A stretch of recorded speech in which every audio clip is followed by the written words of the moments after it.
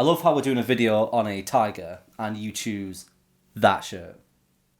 What's wrong with this shirt? I've got to point out I've worn all my funny t-shirts for these videos. I've started like nicking other people's clothes. He's one of my brothers. So my little brother has a very different sense of style to me.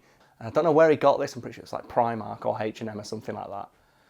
And I just thought it was really funny. It's like, why is there a girl on it? Why have they just jacked some fucking girl's Instagram post and put it on a t-shirt? It's like, you know what? Yeah. When the last known surviving example of a Tasmanian tiger, known simply as Benjamin, passed away in 1936, scientists around the world clamoured to learn everything they could about this elusive creature. Weirdly, one of the few things experts couldn't agree on for over 70 years is whether or not this animal had a penis.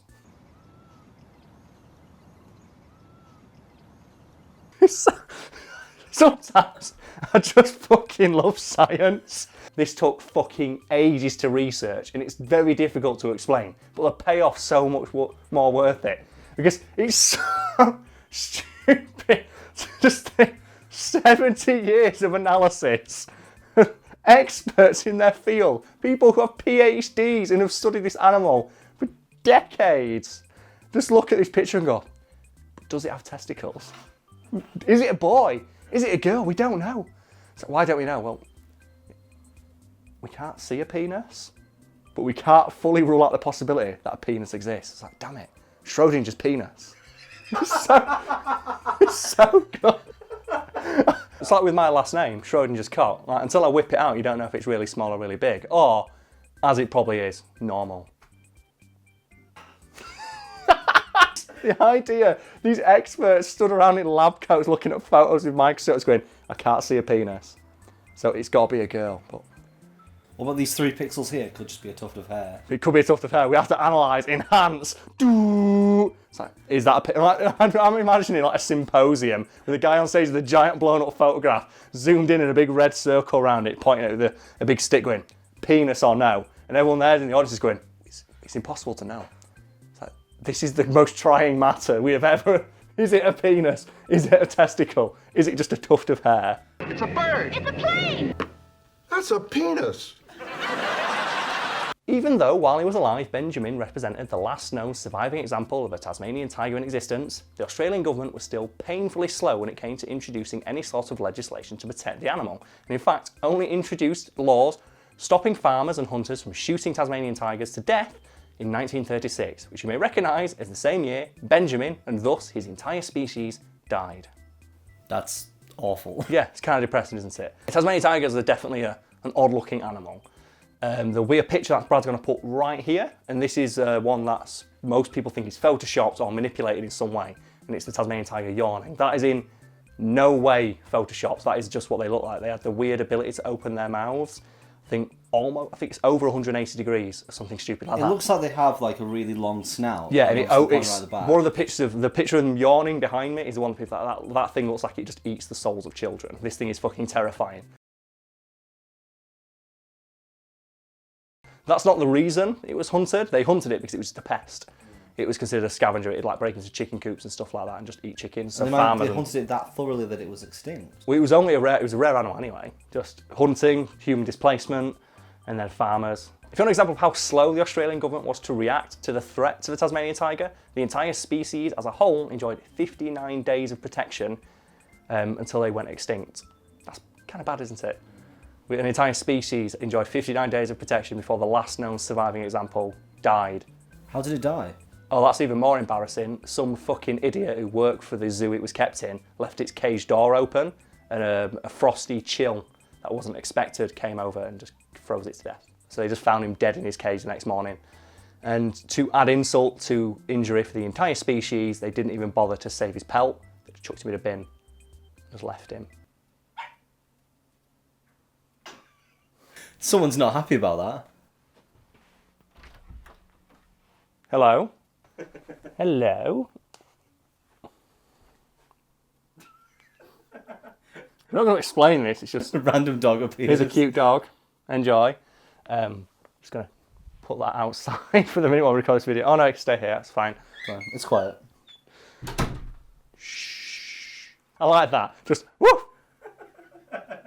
So if we don't know if it was male or female, why is it called Benjamin?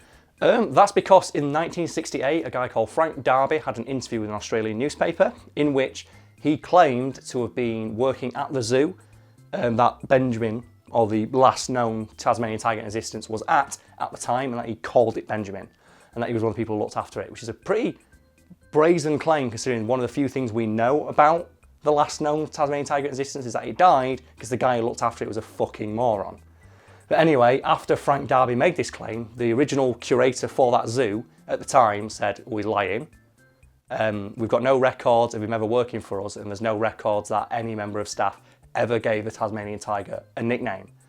But the name Benjamin stuck, and that's why we know him as Benjamin today. So Frank Darby was full of shit. Full of shit, yeah, but we still call him Benjamin. So he was full of shit, but he kind of got away with it, I guess, because now the lie that he told is the commonly accepted name for this thing. And it wasn't until like almost immediately afterwards, I went, yeah, he didn't work for us, the thing had no nickname, but I guess the public's like, oh, it's kind of sad that this thing died without a name. So, and to be fair, if you see pictures of him, he does kind of look like a Benjamin.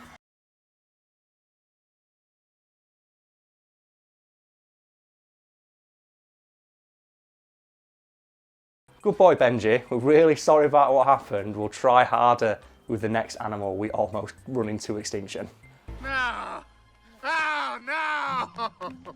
This left experts in a kind of weird situation, because even though the last known Tasmanian tiger in existence was being referred to as a male with a male name, there was still some debate about whether or not it actually had a penis.